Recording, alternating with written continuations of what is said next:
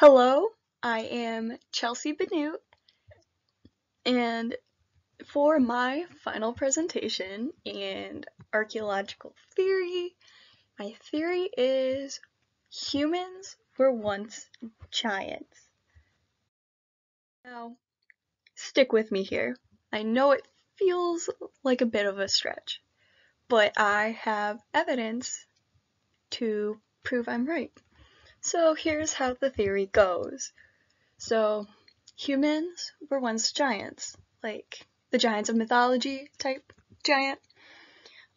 We evolved to adapt to our environment better, in that giants are actually a hominin that is between Homo heidelbergensis and us, Homo sapiens. There is an overlap in the evolutionary timelines, like with the other hominins, but in this case, we have a biologic memory, or maybe early Homo sapiens remember coexisting, and that's where the myths of giants comes from. But an important key to this theory is, are we evolving back into giants? Now, I will get into that later. I have a whole slide. It will be great. Alright, let's start with evolutionary theory. So, according to Darwinism, evolution is a change in an organism that spans generations to fit an environment better. Of course, species have evolved to be smaller. There is a phenomena called island dwarfism, and it has been seen in mammoths, dinosaurs, and even one of our cousins, Homo floresiensis. How? Alright, here it goes. First, there are viability costs in juveniles due to long development. There's viability cost in juveniles due to predators, parasites, and starvation due to reduced agility. Then, of course, decreased mating success of large males due to reduced agility. And lastly, decreased reproductive success of large females and males due to late reproduction. Fun stuff. Alright, of course we need existent proof that giants had existed, which, good thing for us, because giant remains have been found. Of course, first example would be Lovelock Cave, which I have done a previous presentation on.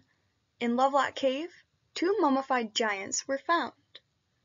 A large handprint was found, and large mandibles with dental impressions to prove that the mandible was bigger than a human or Homo sapien mandible is. But of course, those are just the basics. I'm not going to get much into it because, like I said, I've done a previous presentation on Lovelock Cave. Fun stuff. Then there is the Roman giant. So the Roman giant was found in 1991 in an excavation of a necropolis in, I'm going to say this wrong, Findine, Italy. The cool thing about this remain is that it is a complete skeleton. A lot of times they only find femurs or skulls. This time, complete skeleton, which is bomb if you ask me. Next is a giant graveyard in China. It was a mass grave, and many of the bodies were 5'9" or longer. Cool stuff, huh? Now here's some pictures of what I'm talking about. On the left, we have Lovelock Cave. Those are the 2 mummified remains. In the middle is the giant graveyard, found in China.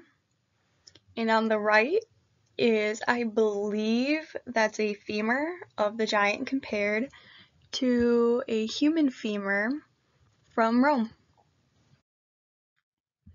Alright, now where do mythologies fall into all of this?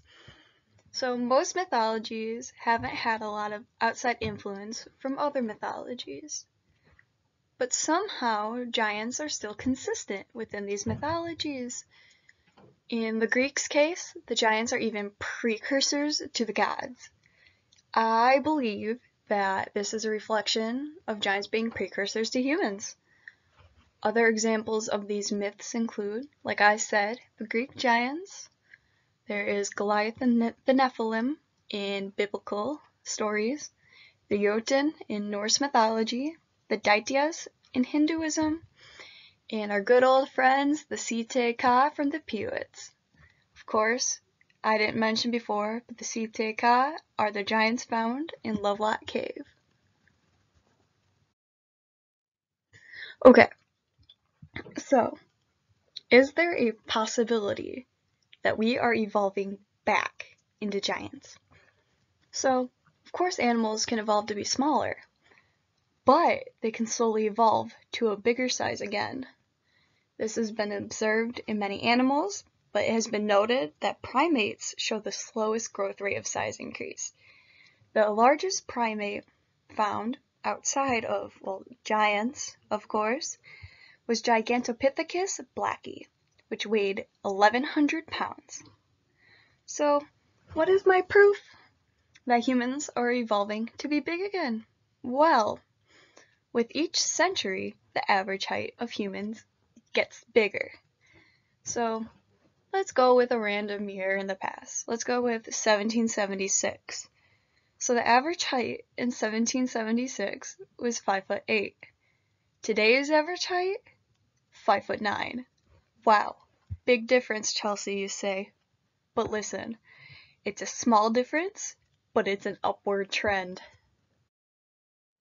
Here's my graph to prove it. So as you can see, starting from 1856 all the way to 1980, the heights have consistently showed an upward trend, with people from the Netherlands being the tallest and people from Portugal being the smallest. But every single one of these lines shows a trend upward. Let's look at, I believe this is Austria. Even though it has a gap between, I believe that's 1915, 1936, it still shows an upward trend. It's quite interesting. I wonder, well, I don't wonder, but I know it's only going to get bigger from here. And that has been my presentation. Here is the works cited that I used for all of my evidence. It's all pretty good information if you ask me. Thank you for coming. Now I hope you have a good day.